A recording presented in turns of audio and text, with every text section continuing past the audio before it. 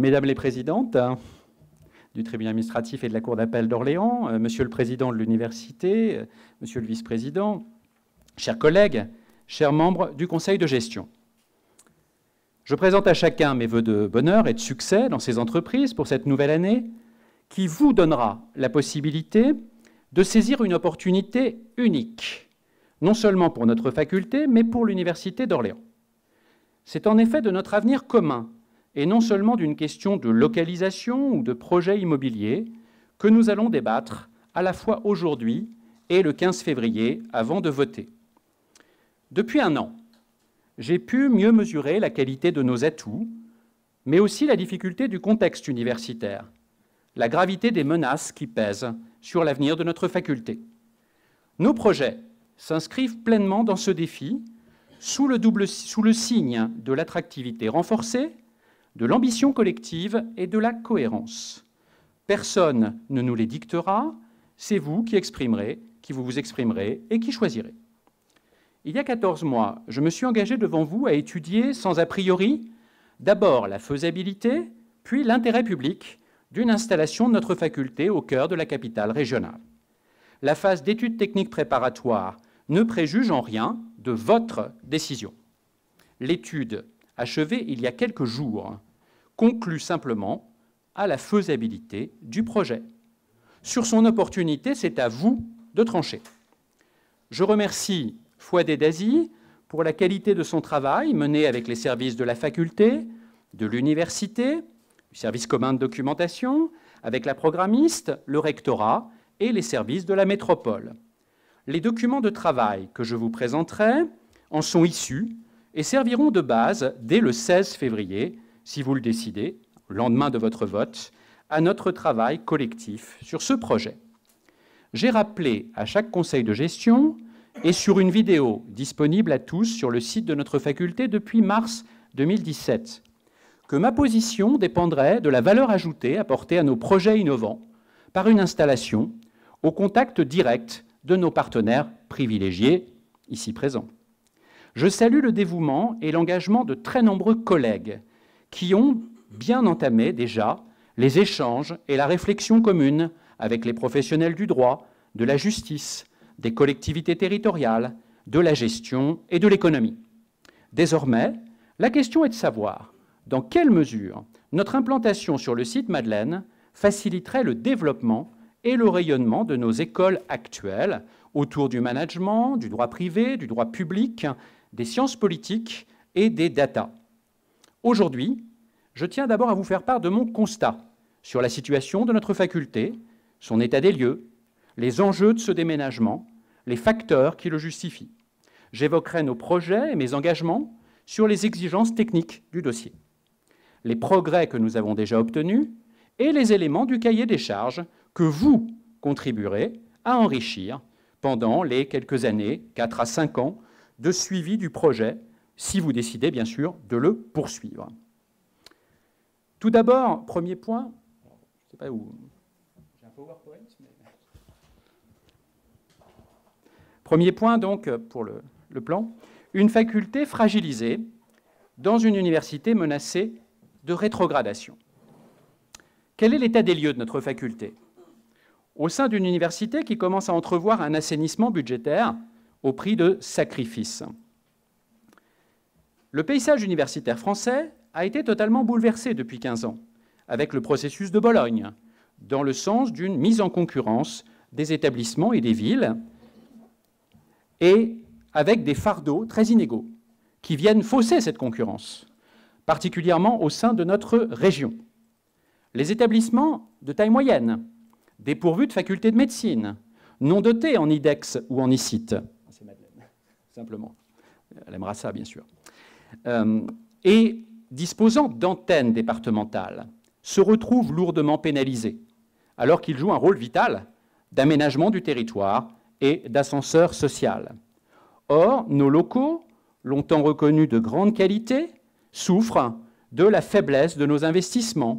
Et vous avez été nombreux dans les conseils de gestion précédents ou au moment des discussions budgétaires à souligner à juste titre que faute d'un entretien minimal, même les rénovations urgentes sont retardées, que nos salles dont beaucoup ont plus de 40 ans, se dégradent au sein d'un quartier qui, initialement, selon les volontés du maire de l'époque, Roger Secrétin, en 1960, devait accueillir 40 000 habitants. Il n'en a que 17 000 et il a perdu 4 000 habitants ces dernières années. Disposer de commerces, de restaurants, de cinéma, et qui devait être à 25 minutes de Paris par un turbotrain à partir de la gare Cité Universitaire, située entre le campus et le CNRS. Les gels temporaires de postes ont récemment affaibli notre potentiel et aggravé notre déficit chronique d'encadrement au moment où le Léo voit son statut d'UMR menacé, où l'IAE a connu une grave crise de gouvernance et où l'école de droit éprouve une difficulté à recruter des étudiants en master de droit public. En dépit de la grande qualité de nos équipes administratives, pédagogiques, scientifiques, il faut prendre conscience dès à présent, avant même que nos étudiants anticipent sur la sélection à l'entrée en M1, que la moitié d'entre eux, et souvent les meilleurs, nous quittent entre la fin de la L3 et le début du master. Et ce, au moment où le dispositif Parcoursup met fin à la stricte sectorisation des bacheliers par académie, ce qui signifie que l'attirance de nos jeunes pour les universités parisiennes et les IEP qui ne sont pas soumis à ce dispositif pourra librement s'exercer dès la L1. Tous ces facteurs conjugués risquent de nous faire perdre en attractivité, au point de devenir avant tout un collège de premier cycle, simple vivier mis au service de l'autre université ligérienne au sein d'un ensemble fédéral inégal. Merci beaucoup. Donc, deuxième élément, comment relever le défi de l'attractivité en s'appuyant sur l'image de la Nouvelle-Orléans. Face à ce défi, avons-nous suffisamment renouvelé notre offre de formation? Je ne le crois pas. Il faudra y retravailler. Je remercie tous ceux qui d'ores et déjà y contribuent en multipliant séminaires, conférences, stages, mises en apprentissage, en montant avec les professionnels les maquettes de formation de diplômes universitaires, qui, après expérimentation, lors de ce contrat, fourniront les bases du renouvellement indispensable à notre rayonnement. Je ne viens donc pas vous dire qu'à lui seul, le transfert en centre-ville résoudra tous nos problèmes. La panacée n'existe pas. Et le cœur de notre métier restera, heureusement, le couple inséparable recherche-formation. Mais l'image, les représentations comptent beaucoup dans les choix, singulièrement ceux des étudiants. Regardez ce qui se fait ailleurs. Écoutez nos étudiants et nos partenaires. Doit nous éclairer. Sur l'ensemble des universités françaises, quelles sont celles qui n'ont pas d'implantation au cœur de leur ville? Aucune. Les nombreux retours qui se sont effectués depuis 30 ans vers le centre-ville ont bénéficié à quel type de composantes? Le droit, les sciences économiques et l'IAE. Avons-nous raison contre tous les autres? J'ai beaucoup pensé également ces derniers mois aux motivations diverses et, je le reconnais, avec des projets différents, et à l'intérêt qu'avaient manifesté pour cette perspective d'implantation en centre-ville mes prédécesseurs immédiats. Pourquoi, dès lors, venir ou revenir au cœur de la ville, cette capitale régionale récemment confirmée et promue métropole? Partout en France, dynamisme démographique, développement économique et attractivité universitaire vont de pair, de Rennes à Bordeaux, ou même, si l'on regarde la strate urbaine intermédiaire, à Angers, à Clermont. Que nous disent nos étudiants d'Orléans et, plus encore, de Bourges et de Châteauroux, quand ils nous quittent après la licence pour des masters extérieurs à l'Université d'Orléans? Que nos formations seraient mauvaises ou inséreraient mal? Que nos laboratoires seraient médiocres? Jamais. Que la vie étudiante, l'animation de la ville est plus agréable à Rennes, à Montpellier, voire à Tours? Très souvent, même si c'est devenu partiellement injustifié. Les images, les représentations évoluent avec beaucoup de retard sur les réalités. Or, nous avons une chance unique à saisir, car l'image de la ville d'Orléans, de la Nouvelle-Orléans, se redresse, redevient positive. Que nous disent nos jeunes collègues venus d'autres universités, à la faveur d'un colloque, d'une soutenance de thèse, ou bien s'installant dans leur nouveau poste? que la ville d'Orléans, ses quais de Loire, ses activités culturelles et théâtrales, ses musées, son centre-ville, sont des atouts remarquables dont il s'étonne que nous ne les mettions pas davantage à profit. Comment réutiliser rationnellement les locaux? Donc, la faculté de droit, économie, gestion à Madeleine et, bien sûr, le grand campus sciences et, demain, santé à la Source. Travaillant au service de la formation des jeunes à la Source depuis 32 ans, je serai évidemment le dernier à envisager de laisser derrière nous des friches universitaires, de dilapider scandaleusement l'argent public au détriment du bien commun de la population locale et régionale. L'intérêt général est précisément ce qui motive notre projet. Je suis, comme vous, sensible à l'utilisation de l'argent public, des impôts de chacun. Mais que se passerait-il si nous disions non, si vous disiez non à ce projet? Où irait l'investissement public prévu par la métropole, la région et l'État? Quel serait le message délivré aux décideurs de la région au moment où l'Université de Tours accroît nettement ses capacités d'accueil à tout niveau et tout particulièrement dans nos domaines de formation où ses effectifs sont désormais nettement plus importants? À Orléans, un appel à manifestation d'intérêt a été lancé à destination d'établissements privés afin de leur proposer l'aide de la métropole, la mise à disposition de locaux et de moyens de développement. Il se termine dans quelques jours. Sur le campus existant, il n'a évidemment jamais été question d'abandonner des locaux, de gaspiller l'argent public, de laisser en friche nos bâtiments. Et dans cette hypothèse absurde, j'aurais été évidemment le premier à voter contre ce projet. Ce que nous vous proposons est bien heureusement aux antipodes de ce scénario. Il s'agit de donner à notre faculté des opportunités décuplées de mettre en valeur ses atouts, tout en réutilisant les locaux existants au profit de deux défis sociétaux majeurs.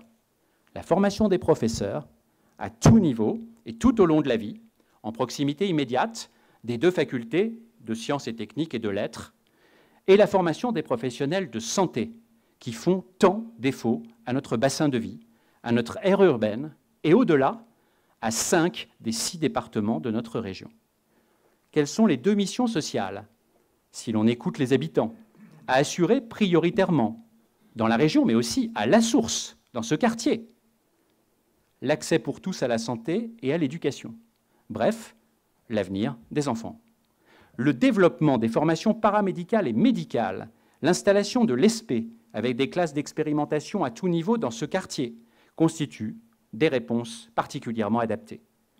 Aujourd'hui, comme l'ont rappelé une récente motion et une pétition, la priorité absolue de notre territoire régional, c'est de répondre à la dramatique désertification médicale. La deuxième assemblée de la région, le Conseil économique, social et environnemental, a adopté en décembre dernier le principe de l'expérimentation de la première année d'accès aux études de santé à Orléans et d'une transformation du CHRO en CHU Val-de-Loire, en coopération avec Tours, un hôpital donc digne d'une métropole et d'une capitale régionale. Tous les observateurs estiment pertinent de regrouper les formations de santé sur ce campus, avec la montée en puissance, déjà, et l'universitarisation, bientôt, de l'Institut régional de formation des masseurs kinésithérapeutes, le regroupement des deux instituts de formation aux soins infirmiers d'Orléans, l'expérimentation de la PACES, première année commune d'accès aux études de santé, à proximité immédiate de l'hôpital régional et en connexion avec la biologie et les STAPS, très tournés et de plus en plus santé, bien-être, autonomie. Voilà un complément idéal au grand campus scientifique qui se développe déjà à la Source. En complémentarité, la faculté de droit, économie, gestion doit trouver toute sa place au cœur de la ville, connectée à ses partenaires naturels, les professions juridiques, judiciaires, les comptables, les décideurs économiques et politiques. Pour cela, il nous faut assurer un droit d'option prioritaire pour les membres du personnel.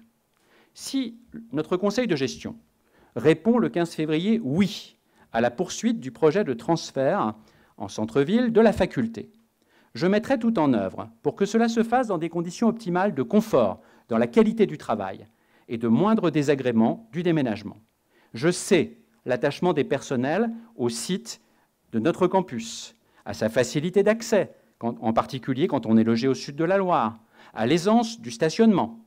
Aussi, je prends un engagement et je demande dès aujourd'hui au président de l'université, que je remercie de sa présence, que les personnels de droit économie-gestion aient une sorte de droit d'option prioritaire entre les deux sites, sur le modèle bien connu du rectorat des mesures de carte scolaire.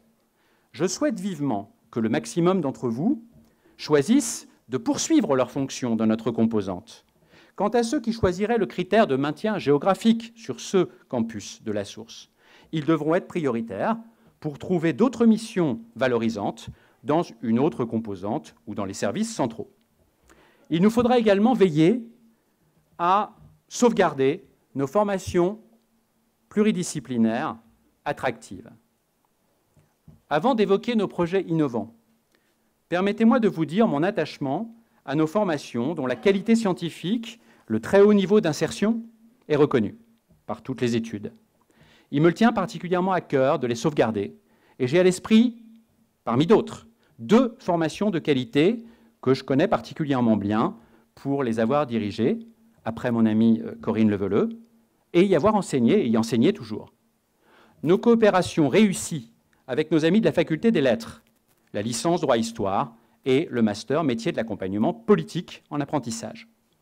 Je mesure les difficultés d'organisation actuelles, déjà, et je remercie vraiment nos collègues des services, en particulier du service organisation et de la scolarité aussi, de leur dévouement remarquable. Je suis conscient que l'éloignement compliquera les emplois du temps, surtout en licence. Je pense également aux partenariats existants avec Polytech, les STAPS, plus largement le COST. Dès le 16 février, je demanderai au président de constituer un groupe projet où nous travaillerons avec nos collègues des autres composantes pour surmonter ces difficultés, étudier ce qui se fait de mieux dans les autres villes universitaires, où existent des diplômes pluridisciplinaires sur des sites éloignés. Nous trouverons des solutions innovantes concrètes qui existent déjà ailleurs, ou par exemple pour les Master MEF, demi-journées dédiées, pause méridienne accrue, cours spécifiques financés par les fonds innovants récemment dégagés. Sans sous-estimer l'obstacle, je rappellerai notre implantation dans 7 sites à travers la vaste région Centre-Val de Loire et le fait que nos homologues de l'Université de Tours, anciennement François Rabelais, fonctionnent sur 5 sites, sans que les réseaux sociaux n'explosent de plaintes des étudiants ou des personnels à ce sujet. À l'intérieur d'une même métropole, grâce à l'ouverture et à l'écoute des élus, dont je salue l'évolution très positive sur des sujets comme le temps de transport en tram et la possibilité d'une navette intercampus, nous mettrons tout en œuvre pour y parvenir, dans le souci du bien-être des personnels et des étudiants. Une liaison directe et rapide sera, à cet égard, indispensable. Comment coupler nos projets innovants et l'installation au cœur de la métropole? Donc, au-delà de ce sujet d'inquiétude réel et à surmonter de manière pragmatique et dans la concertation, la question fondamentale demeure. Pourquoi déménager? Ma réponse est simple. Nous avons expérimenté ou renforcé depuis 1 an, grâce au dynamisme de nombreux collègues, des partenariats avec les avocats du barreau d'Orléans, les magistrats. Nous avons organisé des séminaires, des formations communes, des rencontres pour des stages, des projets, etc. Ou à la Maison des avocats, au Palais de justice, au labo, car, il faut le constater, la venue à la source était pour beaucoup d'entre eux rédhibitoire entre 2 rendez-vous. Nous avons collectivement, au sein des 3 écoles, bien des projets innovants, particulièrement sur l'utilisation des data dans les métiers du droit, de l'économie et de la gestion, sur la médiation, sur les entreprises en difficulté, sur la laïcité, sur les smart cities. Ou faire venir ces professionnels, tant les intervenants que les stagiaires, en bonne partie recrutés sur le bassin, 12 millions d'habitants, de l'Île-de-France, en centre-ville. Rajouter 35 minutes de tram n'est pas possible. Or, notre bassin de recrutement devrait encore s'élargir par le raccordement ferroviaire d'Orléans-Centre avec Chartres, comme avec le nouveau lycée de Châteauneuf-sur-Loire en 2021. Et nos étudiants du Berry nous rejoindront plus facilement en train à Orléans. Dans le cadre des schémas régionaux actuellement à l'étude, nous devrons veiller à ce que la mobilité entre Bourges, Châteauroux, Blois et Orléans Chartres, je l'ai déjà évoqué, soit très nettement améliorée, et mes collègues qui travaillent dans les antennes comprennent la marge de progression que nous avons. Comment pourrions-nous mettre à profit ce changement, ce déménagement, à l'échéance raisonnable du contrat suivant, pour redynamiser notre faculté à l'horizon 2022-2023 ? Nous avons commencé à agir pour renforcer notre lien avec les praticiens, créer une école du notariat, de la licence professionnelle jusqu'à la profession de notaire, des formations continues pour les avocats, une classe préparatoire intégrée, alors nous la souhaitons, pour l'École nationale de la magistrature, pour démocratiser l'accès à la magistrature au profit des étudiants boursiers, rendre plus visible notre pôle collectivité territoriale et la préparation de concours par l'obtention d'un pôle très nécessaire dans cette région qui en est dépourvue, IRA-IPAG, et autour de la transition digitale de l'action publique, dans une ville d'Orléans qui, on l'ignore trop, a toujours été pionnière depuis 1940 dans ce domaine, avec la création de la première école régionale d'administration, puis du premier IUP, collectivité locale. Fédérer notre tournant vers la maîtrise des données par une école de data transversale, centrée sur les professions du droit, de l'économie et de la gestion, en profonde et rapide mutation. Enfin, développer notre ouverture internationale par des formations en anglais. Les économistes et la licence droit européen nous montrent la voie. Des cursus attractifs en sciences politiques, économie-droit, économie internationale, coopération décentralisée. Nous aurons dans un deuxième temps à réfléchir ensemble à l'idée de mieux nous rassembler et à la perspective de le rendre davantage visible par un chapeau commun. Plusieurs pistes pourront être envisagées, évidemment, tout est ouvert. Soit autour des data, soit, comme l'ont fait Versailles et Cergy-Pontoise, notre DGS le sait bien, en 2014, autour des sciences politiques, dans une structure publique, universitaire, une composante d'université, attractive et innovante, une plateforme qui mette mieux en valeur nos masters. Je tiens à vous informer que nous rencontrerons le 24 janvier prochain, avec Béatrice Baruel, ici présente, la ministre déléguée auprès du ministre de l'Intérieur, Madame Jacqueline Gouraud, afin de lui demander son soutien dans ses projets. Je tiens à vous poser une question simple pour un choix clair. J'y insiste. Nous avons devant nous un choix stratégique, politique au sens le plus noble du terme, puisque la vie de la cité est à l'évidence en jeu dans ce projet universitaire. Au-delà de telle ou telle interrogation technique, dont nous devrons imposer la prise en compte finale, vous aurez à dire si les études doivent se poursuivre en vue d'une implantation autour de 2022-2023 sur le site Porte-Madeleine. Éclairé par nos débats et par votre avis, le CA de l'université sera mieux à même d'envisager tous les enjeux du projet, y compris, bien sûr, sa soutenabilité financière, question qui dépasse la compétence de notre conseil de gestion, même si j'imagine mal que le financement du projet soit demandé au budget de l'université d'Orléans. Quand Orléans a postulé pour être promu capitale régionale, la conviction l'a emporté que sans renaissance d'une université prestigieuse, avec pour socle la faculté de droit, aucune ambition régionale ne serait possible. Ce choix a été et reste justifié. Devenue une métropole de 300 000 habitants, dans une aire urbaine de plus de 400 000, Orléans dispose d'une université qui va enfin atteindre le seuil des 20 000 étudiants et qui peut et doit marcher sur deux pieds. Au grand campus scientifique répondra, grâce à vous, la faculté de cœur de ville, solide sur ses disciplines fondamentales, tournée vers l'avenir et la formation aux data des praticiens du droit, de l'économie et de la gestion. Un campus, comme le rappelait souvent le recteur Gérald Antoine, c'est un champ ouvert, ouvert à la connaissance, ouvert à la cité, ouvert à nos partenaires, et qui ouvre aux jeunes, à nos étudiants, toutes les voies de l'avenir, de la réussite, de l'insertion et de l'épanouissement personnel. Si la ville rend libre, c'est encore plus vrai dans une économie de la connaissance, où les contacts, le bénéfice d'un écosystème et de réseaux, Les interactions avec les start-up sont essentielles au développement.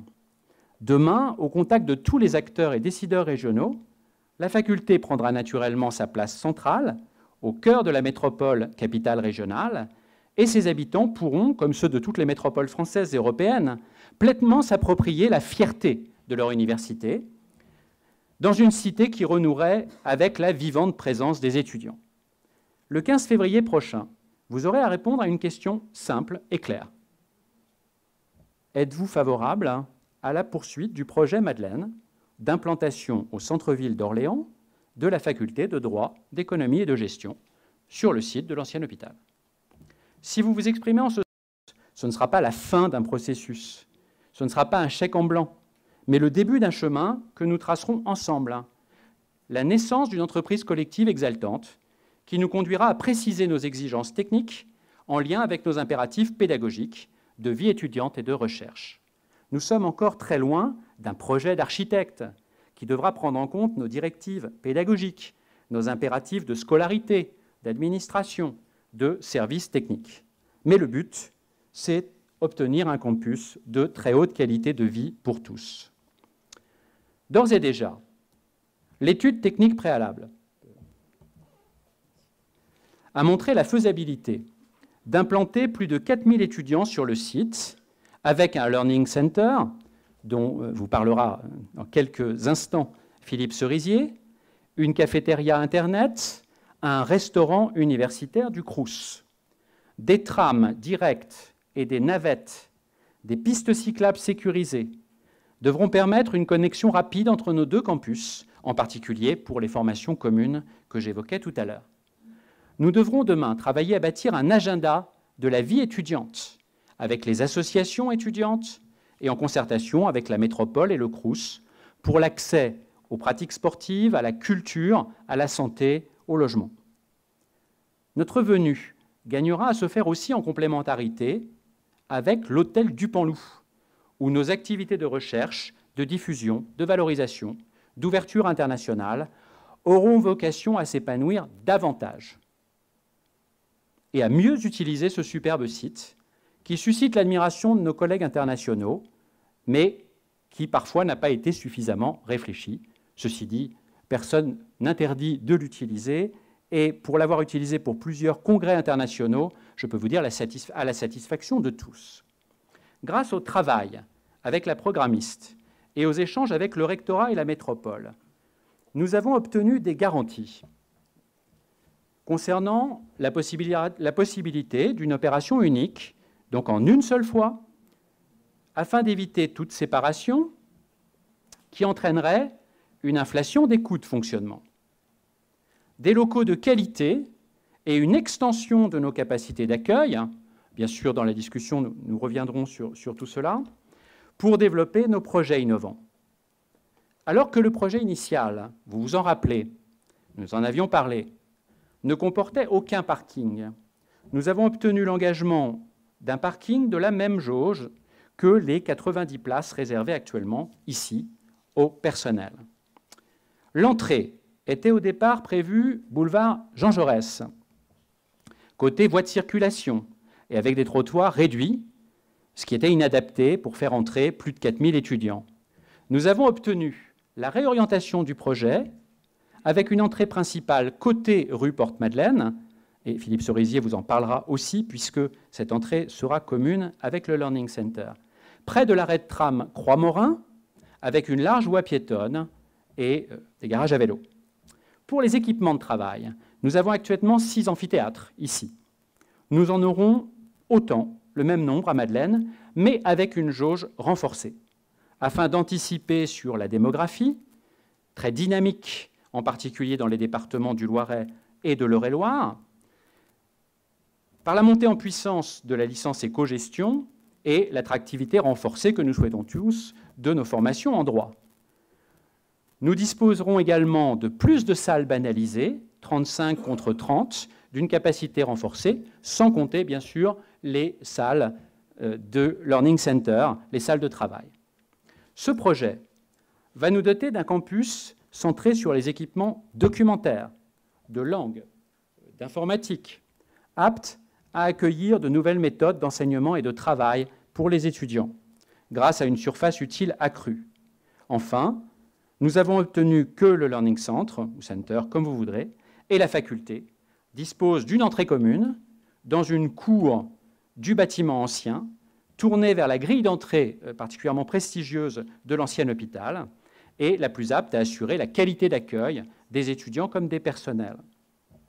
Quelques mots, mais on y reviendra bien entendu dans le débat, j'ai déjà été trop long et je vous prie de m'en excuser, sur la philosophie du projet. Alors évidemment, ça n'est pas, vous l'avez bien compris, le projet d'architecte pour l'instant, on n'en est même pas au cahier des charges, mais simplement à l'étude de faisabilité missionnée par le rectorat au cabinet Luanco. Vous avez là évidemment quelques exemples, donc c'est appelé dans les documents de l'étude philosophie du projet, c'est-à-dire d'installation en centre-ville, dans des bâtiments 17e, 18e siècle, avec des puits de lumière, des amphithéâtres, etc. Un mot quand même sur les documents que, bien entendu, nous vous distribuerons, qui seront également visibles. Il y a un élément qui, mais Béatrice Barbel est là pour le confirmer, mais que j'ai appris il y a quelques jours seulement, donc je m'en excuse, et de toute façon, je n'avais pas la possibilité de changer ces documents. Vous voyez peut-être le petit bâtiment jaune qui est au sud de la parcelle, voilà, à gauche, que vous montre Philippe. C'était initialement dans le projet, ce qui était prévu non pas pour l'université, ce qui est pour l'université, c'est en rouge, les bâtiments rouges, mais donc c'était ce qu'on appelle l'Astrolabe 2, donc le centre de musique contemporaine, et les conservatoires. Or, mais Béatrice va nous le dire tout à l'heure, j'ai cru comprendre que ce bâtiment ne se situerait pas à cet endroit. Alors, c'est dommage pour, disons, la vie étudiante, puisque ça aurait pu être intéressant. En revanche, ça répond à une de nos préoccupations, qui était la possibilité d'extension du site. Si, comme nous en sommes persuadés, l'attractivité est très forte, nous aurons sans doute besoin d'une parcelle supplémentaire pour nous étendre dans les années à venir. Et donc, il y aurait là une place, une possibilité d'extension. Merci beaucoup et je cède tout de suite la parole à Philippe. Donc Philippe Cerisier, directeur du service commun de la documentation. Merci beaucoup Philippe. Merci. Bien, merci. Je vais essayer de repositionner les enjeux documentaires et au-delà du Learning Center pour repréciser aussi le projet. Je vais utiliser un triptyque qui est celui de Gauguin. D'où venons-nous, que sommes-nous et où allons-nous? Malheureusement, vous n'aurez pas le tableau sous les yeux, donc il faudra faire avec votre imagination. D'où venons-nous? Ça va nous permettre de resituer ce qu'est la BU actuellement et ce que l'on projette justement pour Madeleine. C'est un bâtiment de 1657 mètres carrés. C'est une amplitude horaire de 6 jours sur 7, certes sur 24 samedis, mais ça permet cette amplitude. C'est 251 jours d'ouverture par an. Et ça nous a permis d'obtenir en 2017 le label Noctem BU+. Et il faut le dire, parce qu'on peut se féliciter de la chose, c'est la seule BU de droit de la région Centre à disposer, et seule faculté de droit de la région Centre, à disposer de ce label national. D'autant plus sur un campus excentré, ce qui donne de la valeur supplémentaire à ce label. Nous avons actuellement 30 000 documents en libre accès. Ça, c'est pour vous préciser ce que nous avons à faire migrer. C'est un budget d'acquisition de 230 000 €. Alors, ça comprend des ouvrages, des revues et évidemment des bases de données, parce que pour traiter de la data, il faut disposer des data au départ. C'est 3 300 nouveaux livres chaque année, toutes disciplines confondues, droit, économie, gestion. C'est 230 000 entrées par an. Alors, c'est pour 2016. Je n'ai pas les données consolidées de 2017, mais ça interviendra sous peu. C'est 1800 étudiants formés à la recherche documentaire et c'est un impact non négligeable sur les personnels. C'est 400 places assises, 403 précisément. C'est 10 salles de travail en groupe, réservables, mais pas réservable automatiquement. Enfin, il y a des améliorations à faire de ce côté-là. Et c'est enfin un parc informatique de 40 PC pour les usagers. Donc, vous voyez qu'on a une exigence qui est celle déjà de maintenir ce niveau de service qui n'est pas négligeable pour une faculté et une université de notre dimension. Que sommes-nous? 14 professionnels au service de cette communauté académique. 7 personnels de catégorie C qui permettent justement l'ouverture en flux tendu parfois, mais continu, de 8h à 20h, de 9h à 18h le samedi, pour permettre d'offrir ces collections à nos usagers. Ces 5 personnels de catégorie B qui font de la médiation, du traitement, du signalement, et tous ceux dont vous avez besoin au quotidien, et 2 personnels de catégorie A. Donc des compétences au service de cette communauté. Où allons-nous? Ça va être le sens même du projet de Learning Center. Alors, je vous ai égrené des chiffres, ce sont des usages dans le même temps. Vous comprenez bien que la logique de la bibliothèque telle que vous l'avez connue, ou telle que moi je l'ai connue étudiant, a changé. On n'est plus sur une logique de collection, on est sur une logique d'usage et de médiation.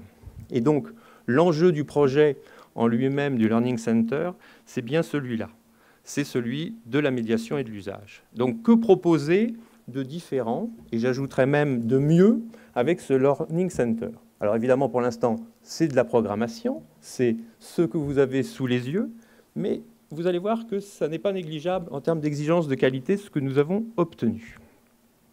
D'abord, c'est maintenir la centralité de la bibliothèque. Comme vous l'a dit Pierre tout à l'heure, nous sommes au cœur même du bâtiment ancien, avec un bâtiment neuf, ce qui n'est pas négligeable. Première chose, voilà. C'est un dispositif de vitrine. Dispositif de vitrine qui n'est pas que pour les étudiants que nous accueillons. C'est une vitrine pour tous les lycéens aussi.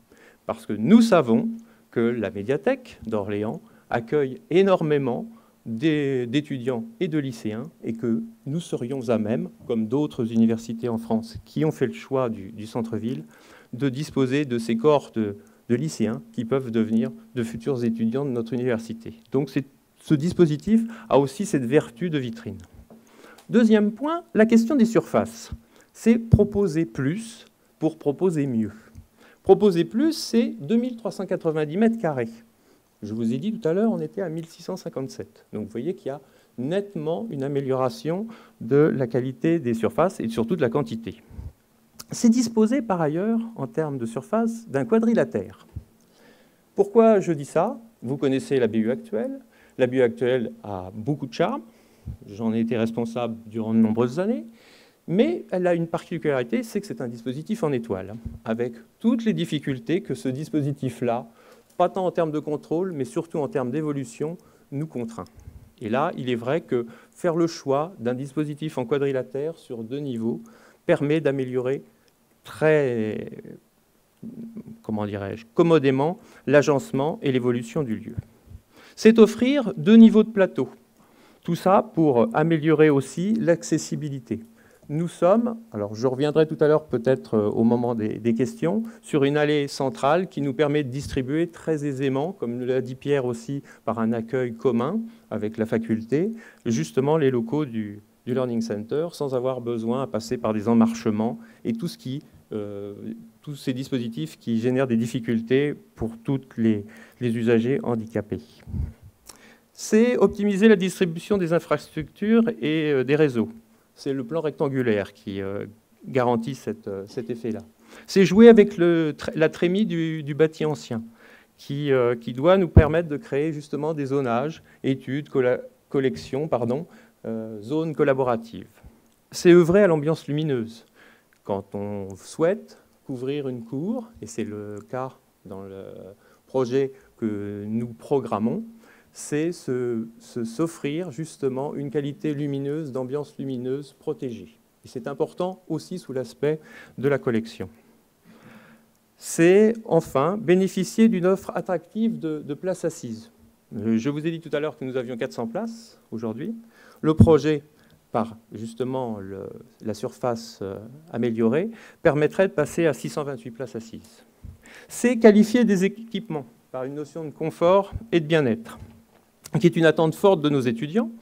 Nous procédons régulièrement à des évolutions de nos mobiliers, justement pour mieux accueillir en termes de places assises, ce qui nous permet de garantir un certain nombre de qualités. lecture-consultation en termes de travail, études individuelles en silence, c'est une nécessité. C'est du travail collaboratif. Tout à l'heure, Pierre parlait de salles de travail. Nous en proposerions, dans le projet, 30, ce qui n'est plus, vous voyez, plus la même échelle que ce que nous avions précédemment, puisque nous sommes à 10 actuellement, avec des jauges variables, 4, 6, 8, 16 personnes, et même des espaces qui seraient fractionnables de 32 à 16. Enfin, ce sont des équipements TIS et multimédia. Parce que, évidemment, dans ce dispositif de Learning Center, il y a une dimension à ne pas omettre, c'est de prendre en compte toutes les nouvelles formes d'apprentissage.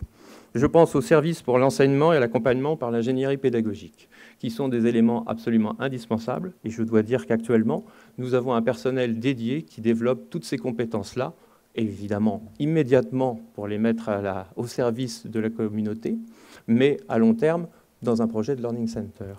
Enfin, la question des moyens humains n'est pas négligeable, puisqu'actuellement, je vous le disais, nous avons 14 personnes.